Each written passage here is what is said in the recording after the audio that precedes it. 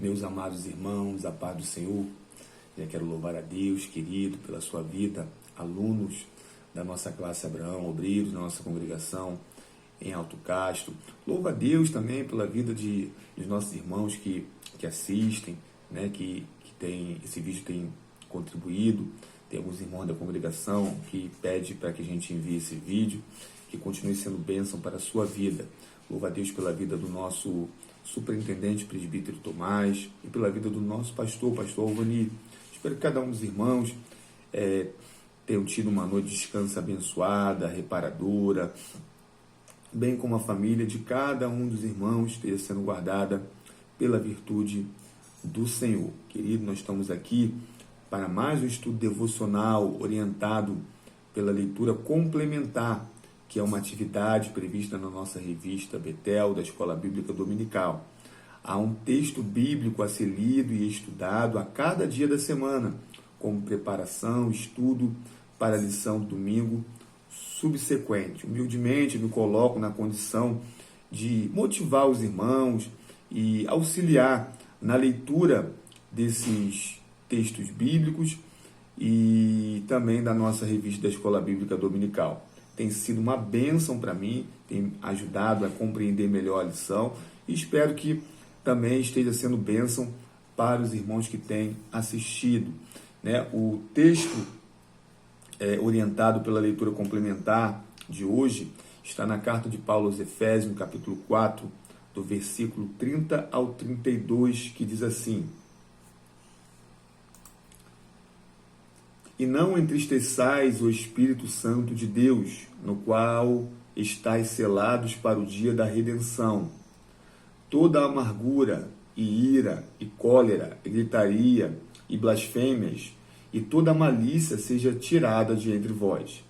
Antes, sede uns para com os outros benignos, misericordiosos, perdoando-vos uns aos outros, como também Deus vos perdoou em Cristo. Aleluia! Nós poderíamos fazer o devocional só nesses versículos, que seria uma bênção. Mas, irmãos, nós estamos nos preparando para a lição de número 5 do terceiro trimestre, que tem por título Obadias, o juízo divino virá.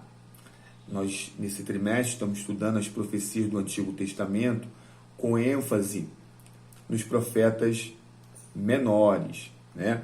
E ao longo desta semana nós já vimos muitas coisas, né? São 12 os profetas menores. Nós já estudamos o livro do profeta Oséias, o livro do profeta Joel, o livro do profeta Amós, e nessa semana estamos nos preparando para a próxima lição, que estaremos estudando a vida e o ministério do profeta Obadias.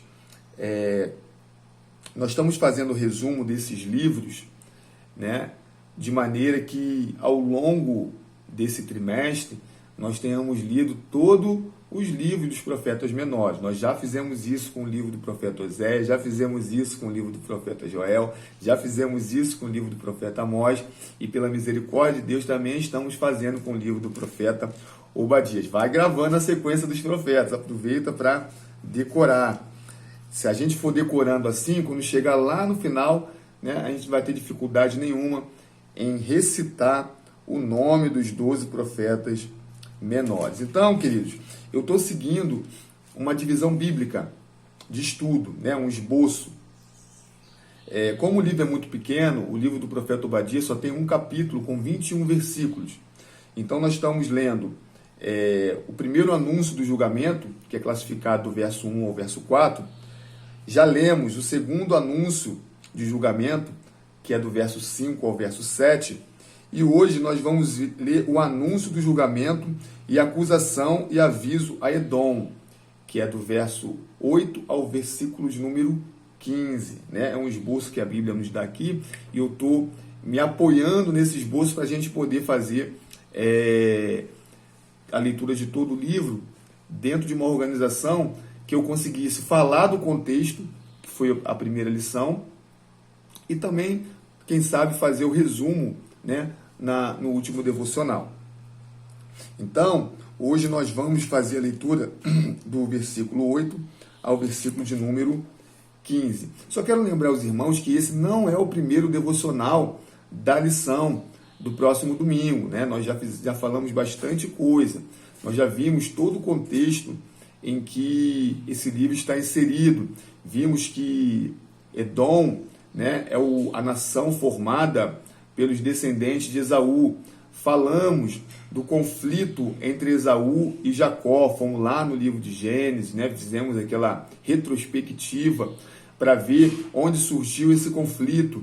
Vimos que embora Esaú houvesse perdoado o seu irmão Jacó, o rancor, a mágoa perdurou entre os seus descendentes, de maneira que uma nação se mostrou inimiga da outra nação, né? A gente vê como o rancor, a mágoa, ela pode gerar conflitos. E vimos o significado do nome de Obadias, que significa servo do Senhor, né?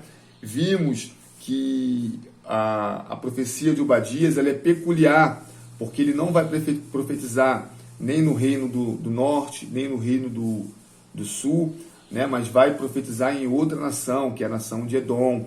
Vimos que outros dois profetas que nós ainda vamos estudar também gozam dessa mesma peculiaridade, né? Quais sejam o livro do profeta Jonas, que será o próximo profeta a ser estudado, e também o livro do profeta Naum.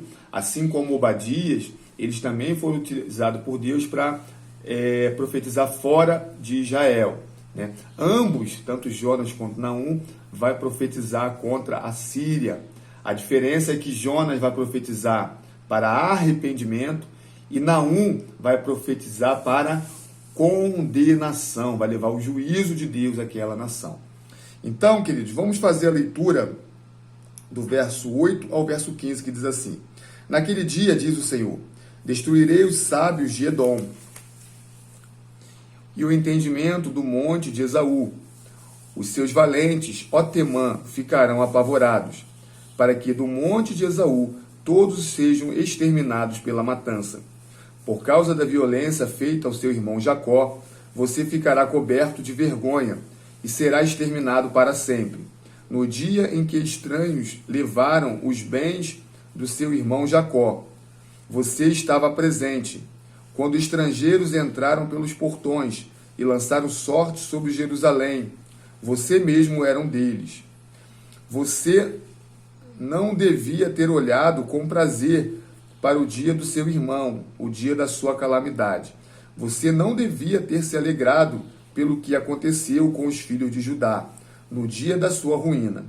Você não devia ter falado de boca cheia, no dia da angústia.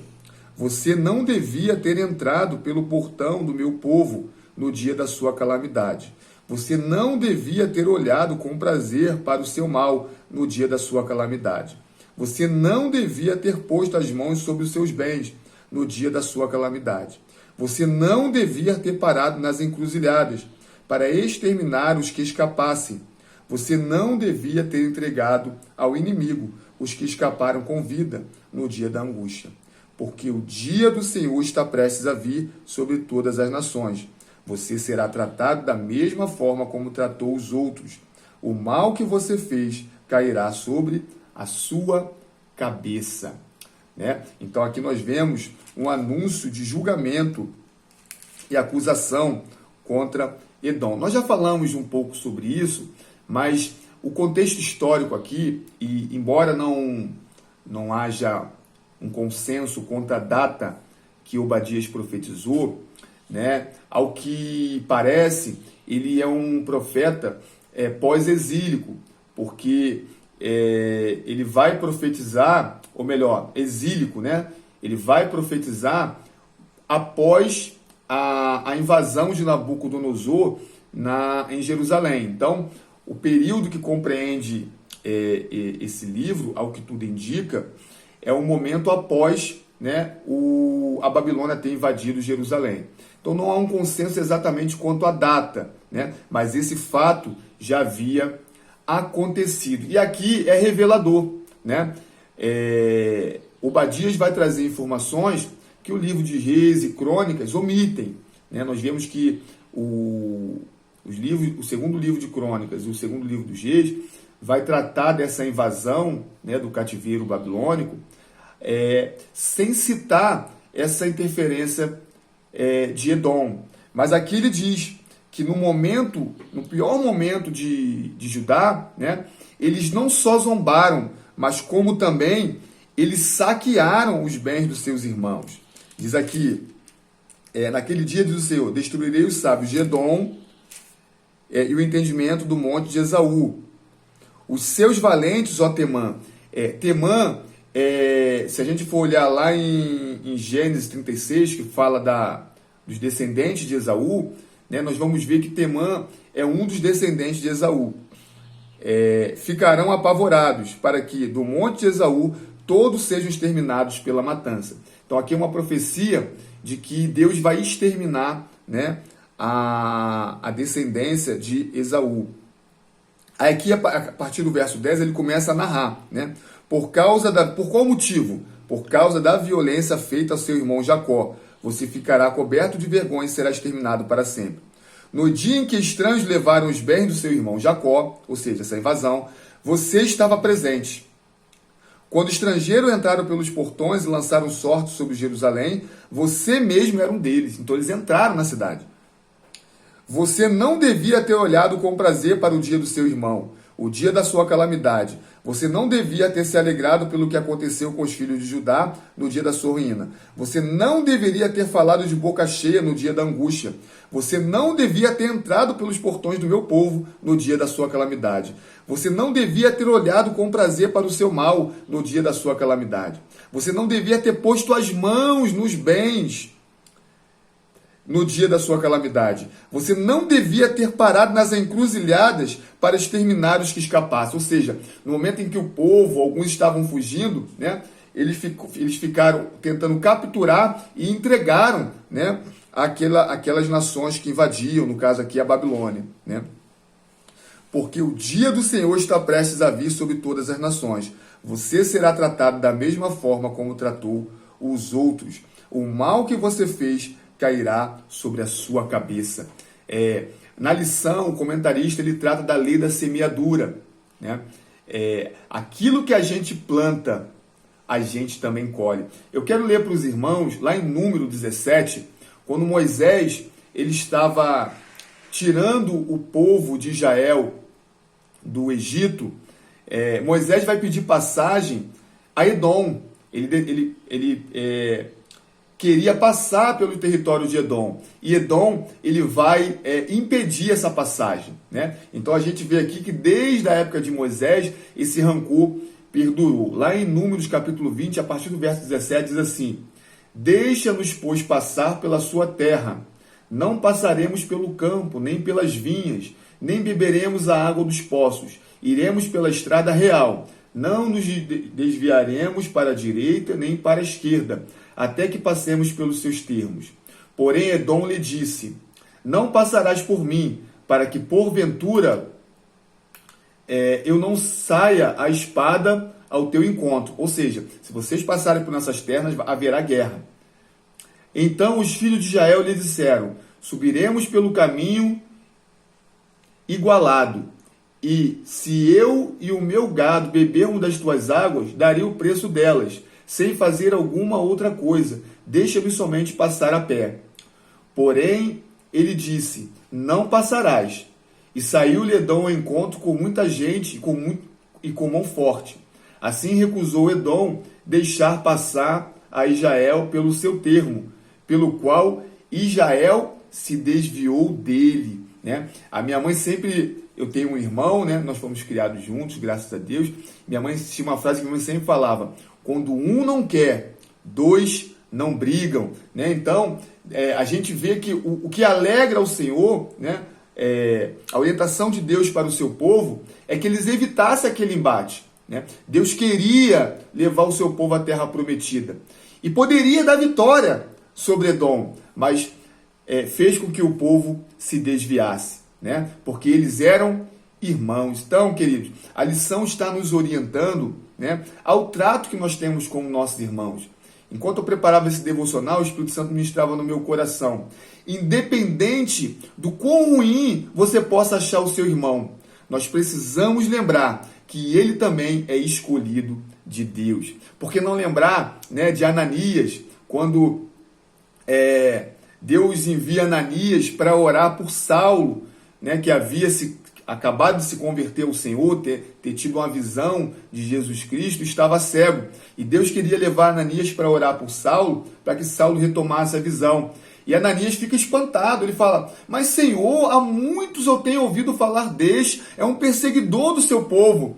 Mas o Senhor fala para Ananias, vai, porque este é para mim um vaso escolhido. Quem sabe a visão que você tem do seu irmão, né, de um mentiroso, ou de um profanador, ou de um perseguidor de cristão, né, ou de um beberrão, de alguém que fuma, né, de alguém que não anda conforme o preceito de Deus. Quem sabe essa visão que você tem é uma visão limitada, que não consegue enxergar ainda o que Deus ainda vai fazer na vida desse irmão. Quem sabe quando você se levanta de um ministério de alguém, você não está impedindo algo grandioso que Deus quer fazer na vida dessa pessoa. E aí nós vamos para o texto devocional, né? Eu vou até ver aqui na minha Bíblia de hoje, que é em Efésios 4, a partir do verso 30. E não entristeçais o Espírito Santo de Deus, no qual vocês foram selados para o dia da redenção. Que não haja no meio de vocês qualquer amargura, indignação, ira, gritaria, blasfêmia, como qualquer maldade, né? Quando a gente faz alguma coisa ruim, né, alguma maldade para o nosso irmão, nós estamos entristecendo o Espírito Santo de Deus, que é a garantia. Esse selado aqui, né, é a garantia da nossa salvação. O que nos garante a salvação no dia da redenção, o que garante a nossa redenção é termos em nós o selo do Espírito Santo de Deus. E se nós aborrecemos o nosso irmão, o Espírito Santo ele se entristece e se afasta de nós. Então o que o apóstolo Paulo está dizendo é, não perca o selo de garantia da sua salvação, né? Aí ele fala aqui da amargura. O que é a amargura? É um sentimento de rancor, né, que se apega em nós por conta de coisas que nós mesmos alimentamos, né? Às vezes alguém fala uma palavra que ela nem sabe que falou, nem percebeu que falou, e a gente fica alimentando, digerindo aquilo dentro de nós e vai gerando rancor e amargura, né? Então, queridos, eu não vou deixar que esse devocional fique muito longo, mas que você no dia de hoje possa refletir, né, sobre a liberação de perdão. Se alguém fez algum mal para você, né? Perdoe esse irmão, não alimente esse sentimento dentro de você, né? Porque isso não provém de Deus e isso pode roubar a nossa salvação. E aí ele continua, pelo contrário, sejam bondosos e compassivos uns para com os outros, perdoando uns aos outros, como também Deus em Cristo perdoou vocês. Sabe qual é o pensamento que todo cristão deve ter? O pensamento que eu devo ter, você deve ter toda manhã?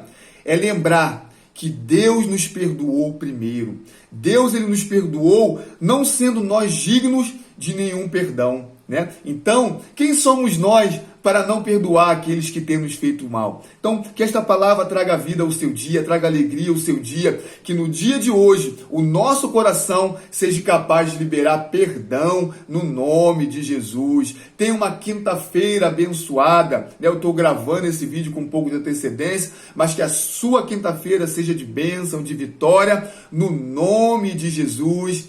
Fique com Deus.